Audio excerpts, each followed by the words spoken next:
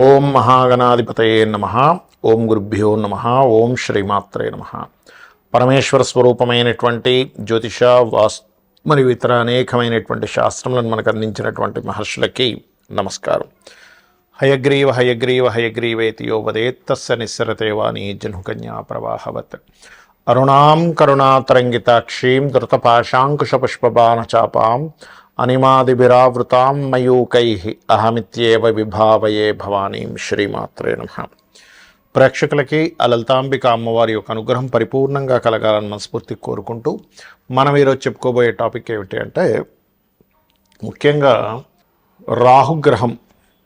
రాహు సర్పగ్రహంగా చెప్తూ ఉంటారు, రాహుకేతువులు ఇద్దరిని కూడా. అందులో ముఖ్యంగా ఈరోజు మనం చెప్పుకునే దాంట్లో రాహువు ప్రతి లగ్నానికి, అదేవిధంగా లగ్నం తెలియని వారి రాశి వారికి ఎక్కడెక్కడ ఉంటాయి, ఎటువంటి ఫలితాలు ఉంటాయి, అందులోని మంచి ఫలితాలు ఎలాంటివి ఉంటాయి, ఇబ్బందికరమైన ఫలితాలు వచ్చినప్పుడు ఎటువంటి పరిహార మార్గం చేసుకోవాలి అనేటువంటి విషయాన్ని ఇప్పుడు మనం తెలుసుకుందాం. అయితే ఈ విషయాలు చెప్తుంది నేనైనప్పటికీ కూడా చెప్పేసిన సాక్షాత్ లలిత అమ్మవారిగా భావిస్తూ ఒక్కొక్క లగ్నము గురించి మనం తెలుసుకుందాం. ఇక్కడ రాహువు కేతువు ఛాయాగ్రహాలుగా చెప్పబడింది శాస్త్రంలో. అయితే ఈ ఛాయాగ్రహాలు ముఖ్యంగా జన్మజాతకంలో ఎక్కడైనా స్థితి పొందాయి అంటే మనం ఫస్ట్ ఆఫ్ ఆల్ మనం అర్థం చేసుకోవాలి అంటే, మీ లగ్నం నుంచి శుభత్వంగా ఉండేటువంటి ప్లేస్లో మిత్రక్షేత్రంలో ఉందా, శత్రుక్షేత్రంలో ఉందా అనేది ఫస్ట్ చూసుకోండి. అంతేగాని రాహు ఎక్కడుంటే అక్కడ ఖచ్చితంగా పాప ఫలితాలు ఇవ్వాలని రూల్ లేదు, కేతు ఎక్కడ ఉంటే అక్కడ పాప ఫలితాలు ఇవ్వాలని రూల్ లేదు. ఇందులో మరొక విషయం ఏంటంటే, చాలామందికి కాలసర్పదోషం అన్నది ఎక్కువగా చూసుకుంటూ ఉంటారు. ఒకటే గుర్తుపెట్టుకోండి, కాలసర్పదోషం అనేటువంటిది కాలానికి సంబంధించింది. అంటే ఈ దేశంలో ఈ ప్రాంతంలో ఇలాంటివి జరుగుతాయని చెప్పడానికి మాత్రం దేశకాల సంబంధించిన వాటిని ఆ దేశానికి ఏ లగ్నం అవుతుంది, ఏ రాశి అవుతుందో చూసుకొని, ఈ దేశంలో ఇక్కడ సునామీలు వస్తాయనో, లేకపోతే భూకంపాలు వస్తాయనో, కరువు కాటకాలు ఉంటాయనో, గొడవలు జరుగుతాయనో ఇట్లాంటివి చెప్పడానికి చెప్పారు. కానీ జన్మజాతకానికి కాలసర్పదోషం అప్లై చేయమని ఎక్కడ చెప్పలేదు. సర్పదోషాన్ని మాత్రం అప్లై చేయమని చెప్పారు. అది పర్టికులర్గా మీకు మేష, వృశ్చిక, అదేవిధంగా కర్కాటక, సింహ ఈ రాసుల్లో ఉన్నప్పుడు ఎక్కువగా సర్పదోషం ఎక్కువగా పనిచేస్తూ ఉంటుంది. అది ముఖ్యంగా గుర్తుపెట్టుకోండి. ఎవరికైనా సర్పదోషం ఉంది, ఇప్పుడు మనం ఇప్పటివరకు కొన్ని లగ్నాల గురించి చెప్పుకుంటూ వచ్చాం. ఈ లగ్నం వాళ్ళకైతే ఇది, ఈ ప్లేస్లో ఉంటే ఇది అని. కానీ లగ్నము, నక్షత్రము, రాశి ఏమీ తెలియదు. అప్పుడు ఏం చేయాలి అంటే, సింపుల్గా మీకు సర్పదోషం ఉంది లేదు అనేటువంటిది సిమ్టమ్స్ ఏమిటి అంటే, ఒకటి విపరీతమైన కోపం వస్తూ ఉంటుంది, చిన్న చిన్న విషయాలకు కోపం రావడం జరుగుతూ ఉంటుంది. సంథింగ్ నెగటివ్ ఎనర్జీ తొందరగా మీకు అట్రాక్ట్ అవుతూ ఉంటుంది సర్పదోషం ఉన్నప్పుడు. అదేవిధంగా స్త్రీలకైతే మిస్క్యారేజ్ అవ్వడము, విదేశాలకి వెళ్ళాలి అనేటువంటి ఒక సంకల్పం తీసుకొని అక్కడికి వెళ్ళిన తర్వాత అక్కడ ఇబ్బంది పడ్డము, లేనట్లయితే ఇక్కడి నుంచి వెళ్ళేటువంటి ప్రయత్నం చాలా మట్టుకు మీరు ఎన్నిసార్లు ప్రయత్నం చేస్తున్నా ఫెయిల్ అవుతూ ఉండడము. అదేవిధంగా అదే సర్పదోషం కనుక కొన్ని, అంటే మీకు మనం ఇప్పుడు జాతక చక్రం లేదని మాట్లాడుకుంటున్నాం కాబట్టి సప్తమ స్థానం మీద పడితే కనుక ఒక్కొక్కసారి వారికి వివాహ జీవితంలోనే ఇబ్బందులు కలగడం లాంటివి జరుగుతూ ఉంటాయి. కాబట్టి మీరు దీనికి ఏం చేయాలంటే, చాలా సింపుల్గా ఎవరికైనా సరే జాతకం తెలిసినా తెలియకపోయినా సర్పదోషం ఉందంటే దాని నివారణ మార్గం ఒకటి, కాళహస్తికి వెళ్ళడం. ఆ ఈశ్వరానుగ్రహం, రాహుకేతువులు పూజతో పాటు ముఖ్యంగా అక్కడ ఈశ్వరానుగ్రహం కలగడం వల్ల కాళహస్తికి వెళ్ళిన వాళ్ళకి శుభం కలుగుతుంది, గుర్తుపెట్టుకోండి. రెండవది, నవగ్రహాలలో ఛాయాగ్రహాలైనటువంటి రాహుకేతు గ్రహాల దగ్గర దీపారాధన చేయడము. మీకు దగ్గరలో రావి చెట్టు ఉన్నట్లయితే రావి చెట్టు కిందని మనకి సర్ప ప్రతిష్ఠ చేసి ఉంటాయి కొన్ని, అక్కడికి వెళ్ళి చక్కగా ఒక చెంబు నీళ్ళలో పసుపు, కుంకుమ, గంధం వేసి కలిపి వాటి చుట్టూ ప్రదక్షిణాలు 3 కావచ్చు, లేనట్లయితే 11 కావచ్చు, 21 కావచ్చు, 41 కావచ్చు ప్రదక్షిణాలు చేసి వాటి మీద ఆ సర్పముల మీద వేయడము. అదేవిధంగా సర్ప సూక్త పారాయణము వినడం కానీ చేయడం కానీ చేయాలి. మరియు దీంతో పాటు ముఖ్యంగా మీరు చేయవలసినటువంటిది, రాహువుకి అధిష్టాన దేవత అయినటువంటి దుర్గాదేవి యొక్క ఆరాధన, కేతువుకి అధిష్టాన దేవత అయినటువంటి గణపతి యొక్క ఆరాధన చేయాలి. అయితే ఇక్కడ ఎవరికైనా పర్టికులర్గా ఈ రాహుకేతువుల యొక్క ప్రభావం మరింత ఎక్కువగా ఉందండి, ఏం చేయాలి అని అనుకుంటే కనుక సింపుల్గా ఏం లేదు, మీరు కనీసం 6 నెలలకు ఒక్కసారైనా సరే కాళహస్తికి వెళ్ళి వస్తూ ఉండండి. ఈశ్వరానుగ్రహం ద్వారా కూడా దాని ప్రభావం పూర్తిగా తగ్గుతుంది.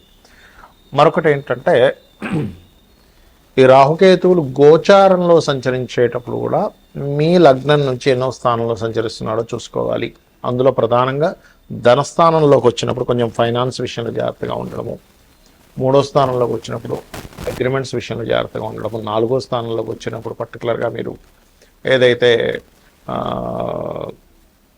ప్రాపర్టీస్ కొనుగోలు చేసేటువంటి విషయాల్లోని ఇట్లాగా ఒక్కొక్క స్థానాన్ని బట్టి ఆ పర్టికులర్ ఇయర్లో, ఎందుకంటే 1.5 ఇయర్ ఉంటాడు కాబట్టి ఆ పర్టికులర్ ఇయర్లో గోచారంలో వచ్చేటువంటి రాహుకేతువుల యొక్క ప్రభావాన్ని చూసుకోవాలి.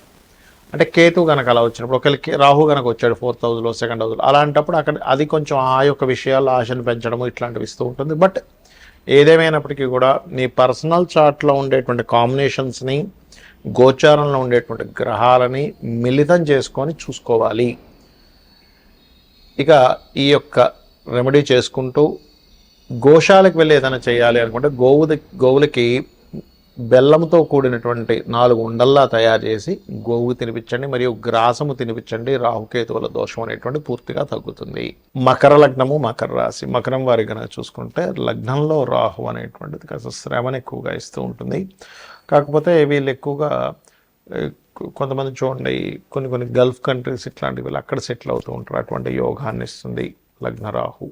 కాకపోతే 2వ స్థానంలో ఉండేటువంటి రాహు పర్టికులర్గా ఏదైనా బిజినెస్ రిలేటెడ్ సంబంధించిన విషయాల్లో చూసుకుంటే కొన్నిసార్లు చూడండి మనకి భూగర్భంలో ఉండేటువంటి వాటి ద్వారా లాభాలు ఇటువంటివి ఇస్తూ ఉంటుంది. కాకపోతే ఇక్కడ బిజినెస్ అంటే జాబ్ కంటే బిజినెస్ బాగుంటుందా లేదా అని చెప్పాలంటే 10వ స్థానాధిపతిని కూడా చూసుకొని ఇది జస్టిఫై చేసుకోవాలి.